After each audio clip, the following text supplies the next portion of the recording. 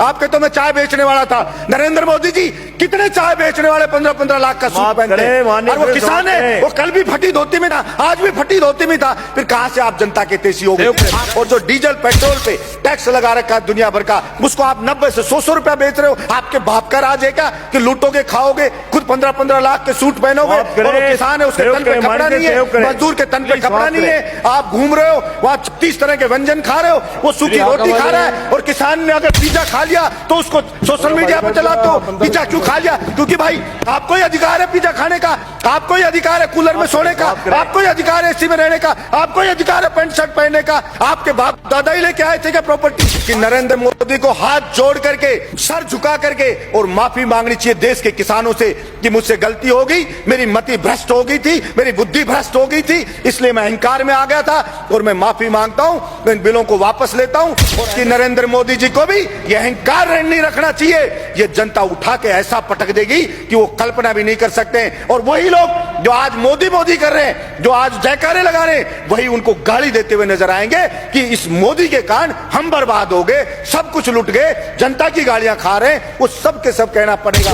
और प्रधानमंत्री जी को इतना अहंकार हो गया है कि मैंने जो बिल ले आया, भला उसका विरोध किसी ने क्यों कर दिया? उस अहंकार में वहां कीलें लगा दी जाती हैं, वहां पे ऐसे ऐसे बैरिकेड बना दिए जाते हैं, वहां पे ऐसे लगा जैसे पाकिस्तान की कोई सेना अटैक करने आने वाली हो। कहा है कि अगर वास्तव में जनता विरोध में आने लगे, जब वास्तव में राजा को लगे कि सड़क पे जनता उतरने लगी है, तो उस अहंकारी राजा को तुरंत उनकी समस्याओं को ध्यान में रख करके समाधान करना चाहिए, वरना जनता उसको उठा के कुर्सी से मोदा पटक देगी। ये उस राजा को ध्यान रखना चाहिए।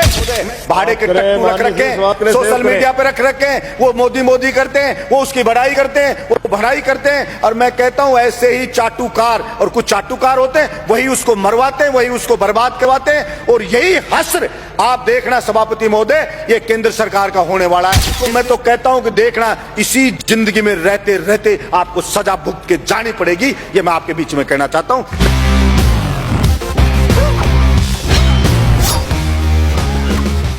मैंने पहले भी मांग की और आज भी सरकार से मांग कर रहा हूं। आखिर बोलेगा कि राजस्थान हमारा ये किसान है जो पानी से बहुत परेशान है।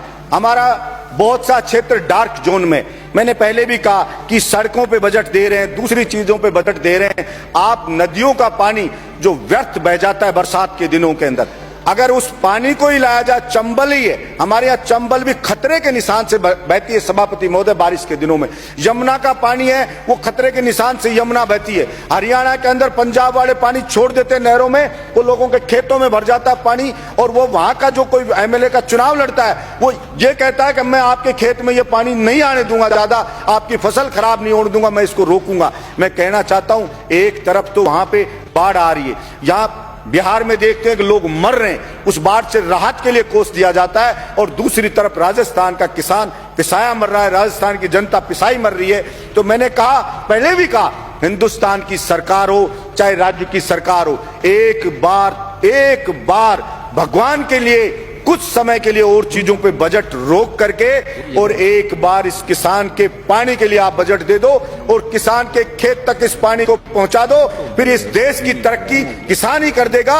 और जो किसान के बेटे हैं, बेरोजगार हैं, उनको आप रोजगार दे दो, किसान की फसल को खरीद लो, किसान को सस्ते दाम पे डीजल दे दो, किसान को बिजली मुफ्त दे दो, गरीब को बिजली मुफ्त दे दो। तो वो जब वो खुशहाल हो जाएगा सभापति महोदय, किसान खुशहाल हो जाएगा, मजदूर खुशहाल हो जाएगा, तो फिर अपने आप ही देश खुशहाल हो जाएगा। लेकिन यहाँ पता नहीं, मैं समझता हूं देश को खुश करने का मतलब सरकारें क्या समझती हैं। देश जो बना है वो यहाँ पे रहने वाले लोगों से सभापति महोदय देश बना है।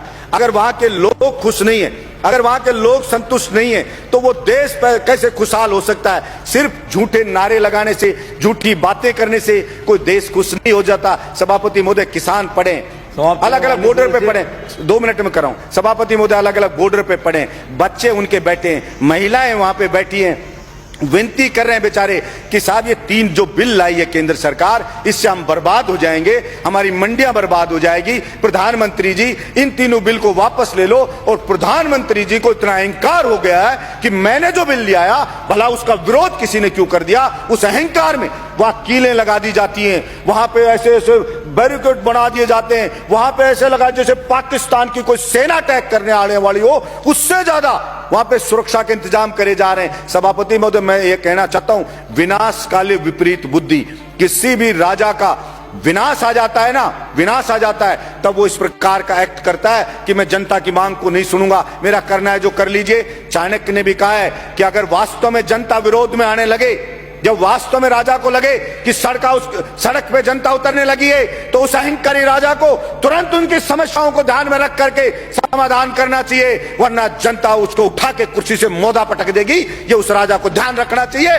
मैं कहना चाहता हूं मेरे इस सदन से कि नरेंद्र मोदी जी को भी यह अहंकार नहीं रखना चाहिए।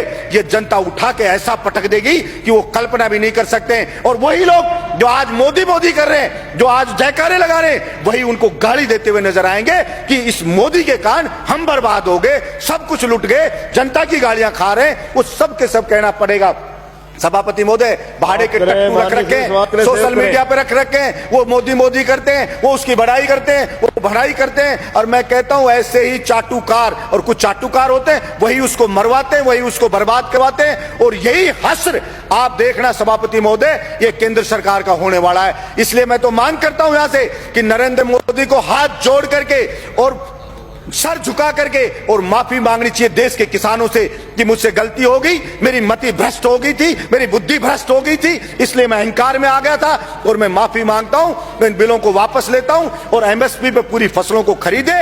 और जो डीजल पेट्रोल पे टैक्स लगा रखा है दुनिया भर का, सभापति महोदय, जो डीजल मिलता है, पेट्रोल 30-32 रुपए में मिलता है, उसको आप 90 से 100 रुपया बेच रहे हो। आपके बाप का राज है क्या कि लूटोगे, खाओगे, खुद 15-15 लाख के सूट पहनोगे, और किसान है उसके तन पे कपड़ा नहीं है, मजदूर के तन पे कपड़ा नहीं है, आप घूम रहे हो वहां 36 तरह के व्यंजन खा रहे हो, वो सूखी रोटी खा रहा है। और किसान ने अगर पिज्जा खा लिया तो उसको सोशल मीडिया पे चलाते हो, पिज्जा क्यों खा लिया? क्योंकि भाई आपको ही अधिकार है पिज्जा खाने का, आपको ही अधिकार है कूलर में सोने का, आपको ही अधिकार है एसी में रहने का, आपको ही अधिकार है पैंट शर्ट पहनने का। आपके बाप दादा ही लेके आए थे क्या प्रॉपर्टी? आपके तो मैं चाय बेचने वाला था।